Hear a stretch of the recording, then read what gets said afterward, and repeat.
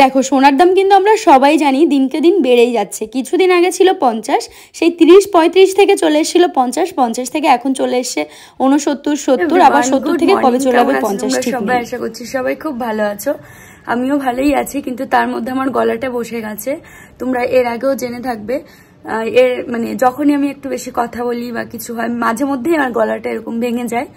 তো কালকে গেছিলাম পাপড়ি দিদের বাড়িতে, ওখানে গিয়ে সবাই এত গল্প মজা করেছি, আমার আজকে গলাটা বসে গেছে, মানে কাল থেকেই বিকাল থেকেই গলাটা বসা বসা। তো এখন বাজে ঘড়িতে 8:30 মতো।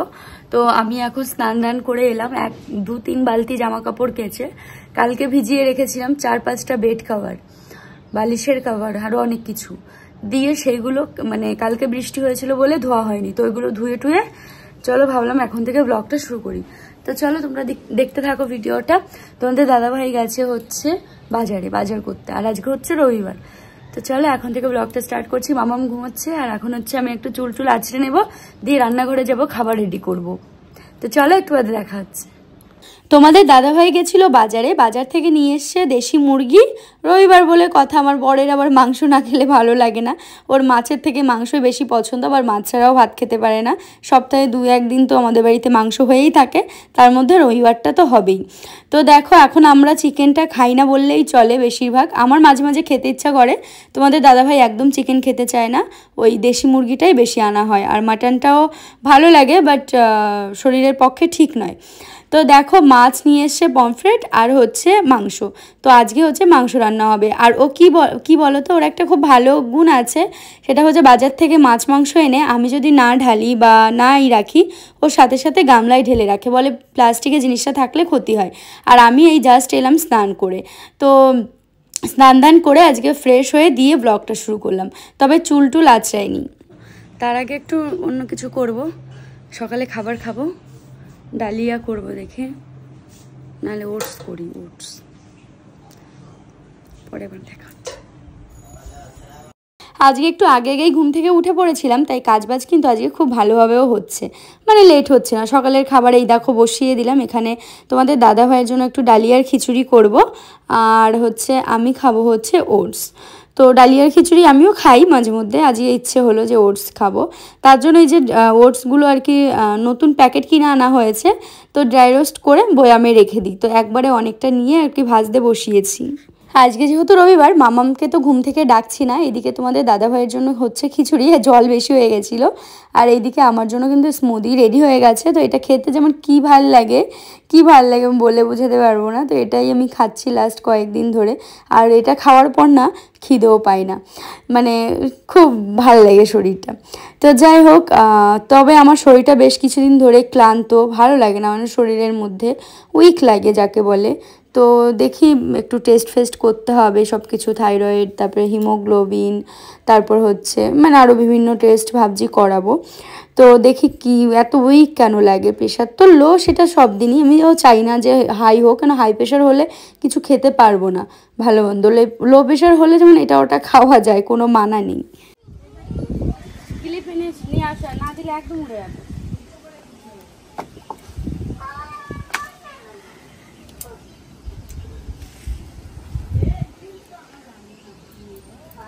ঘরে চলে এসে আর এখন হচ্ছে এই যে মামামকে ভাত খাওয়াবো, আমি ভাত খাবো। তো এখন ঘড়িতে বাজে 4:30 মতো, আর দুপুরবেলা যা যা রান্না করেছি সবই শেয়ার করেছিলাম। ওপর থেকে কাকিমা দিয়েছিল হচ্ছে কচু শাক, আর মাংস করেছিলাম, ভাত করেছিলাম, ব্যাস এগুলোই দুপুরবেলা খেয়েছিলাম। খাওয়া দাওয়ার শেষে একটুও রেস্ট নেইনি, কিছুটা মানে অনেকগুলো ভিডিও শ্যুট করলাম, করার পর এখন হচ্ছে আবার আমি রেডি হয়ে নিয়েছি, এখন হচ্ছে একটা জায়গায় বের হব। আর চলো তোমরা দেখো, আর কোথায় বের হচ্ছি সেটাও তোমাদের সঙ্গে আমি শেয়ার করব। আর দেখতেই পাচ্ছ 4:30 মতো বাজে, আর আমার কথা বলতে এতটাই কষ্ট হচ্ছে, আমি মানে বলতেই পারছি না। আমার নিজের মনে হচ্ছে কি আমি যেন কত চিৎকার করে কথা বলছি, কিন্তু আমি জানি আওয়াজটা খুবই অল্প পরিমাণে আসছে। আমার গলাটা যে কবে ঠিক হবে, আমি যদি আরো গান শিখতাম, মানে আমার যদি আরো শখ থাকতো গান শেখার বা গান করার, আমি গলা নিয়ে কি করতাম জানি না। কালকে মাম্মাম ওই যে পাপড়ি দিদের বাড়িতে গেছিলাম, ওখানে গিয়ে মাম্মামকে একটু বেশি ডাকছিলাম, মাম্মাম করে চিৎকার করছিলাম, অমনি গলাটা বসে গেছে। তো চলো যাচ্ছি একটা জায়গায়, সেই জায়গায় গিয়ে তোমাদেরকে দেখাবো কোথায় যাচ্ছি। তোমাদেরকে বললাম না যে একটা জায়গায় যাব, তো আমি গেছিলাম হচ্ছে নাইটি কিনতে। তো নাইটি কিনে নিয়ে এসেছি 3টে। তো এই যে নাইটিগুলো আমি পরি না বাটিকের, এই নাইটিগুলো এত পাতলা, মানে কেউ যদি এরকম নাইটি পরে থাকো তাহলে বুঝতে পারবে কতটা আরাম গরমে পরে। খুবই পাতলা ফিনফিনে, মানে গায়ের সঙ্গে পুরো মিশে থাকে। তো এই যে আমি একটা পরে আছি, আমার আরো দুটো আছে, তবে এইটা বেশি পাতলা ওই দুটোর থেকে।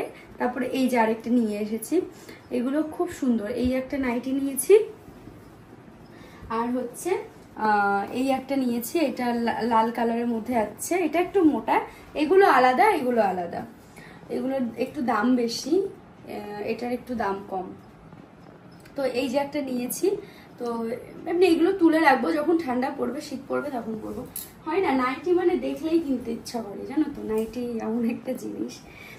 আর এই যে একটা ব্ল্যাক কালার, এইটা নিয়েছি কারণ ওই সকালবেলা এটা পরে রান্না করব, তার জন্য। এই দেখো এইসব নাইটি মানে খুব বদ অভ্যাস, কি হাত ধুয়ে কিছু একটা ধরে এইভাবে মুছি নাইটিতে, তার জন্য। তো এই কালারটা অনেকটা ডিপ কালার, তো তার জন্য এটাই মুছলে অতটাও নোংরা হবে না, তার জন্য ভাবি যে মুছবো না, কিন্তু আবার যা তাই। নতুন 2 দিন পরবো, খুব সাবধানে রাখবো, পরের দিন আবার যা তাই হয়ে যাবে। তো যাই হোক এই 3 মানে নাইটি কিনে এনেছি, তো সেখানেই গেছিলাম। তো বাড়ি চলে এসেছি, এখন একটু ফ্রেশ হব, রেস্ট নেবো, দেখে ওকে কিছু খেতে দেবো। 6টা 6:30 বাজতে গেল। তো চলো তোমরা ভিডিওটাও দেখতে থাকো। তো তারপর আমরা একটা জায়গায় বের হব, রেডি হয়েছি, তখনই একটা পার্সেল এসছে সন্ধ্যাবেলার দিকে। তো এটা না একটা ঘড়ি অর্ডার দিয়েছিলাম তোমাদের দাদা ভাইয়ের জন্য, তো সেটাই এসছে। ওর না অনেক দিন ধরে একটা ঘড়ি লাগতো, তো যে ঘড়িটা ইউজ করতো ওইটা একটু নষ্ট হয়ে গেছিলো, বলতে চার্জ থাকতো না। দিয়ে তারপর হচ্ছে গিয়ে এই ঘড়িটা আমি নিজে অর্ডার দিয়েছি ওর জন্য। তো আমি বললাম যে তুমি খোলো, অন করে কোনটা দিয়ে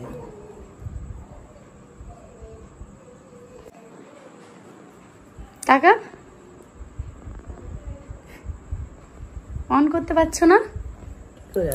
অন এসে দেখো ফোনে, দেখে দেখে মনে হয় চার্জ দিতে হবে।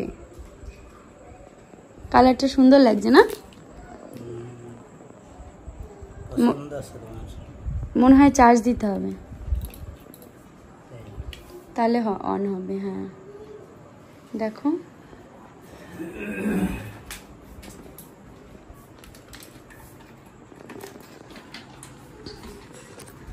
তো দেখো এখন হচ্ছে রেডি হয়েছি, যাব হচ্ছে আমার পিসি শাশুড়ি বাড়ি, মানে পলতাতে থাকে, তো সেখানে পিসি বাড়িতে যাব।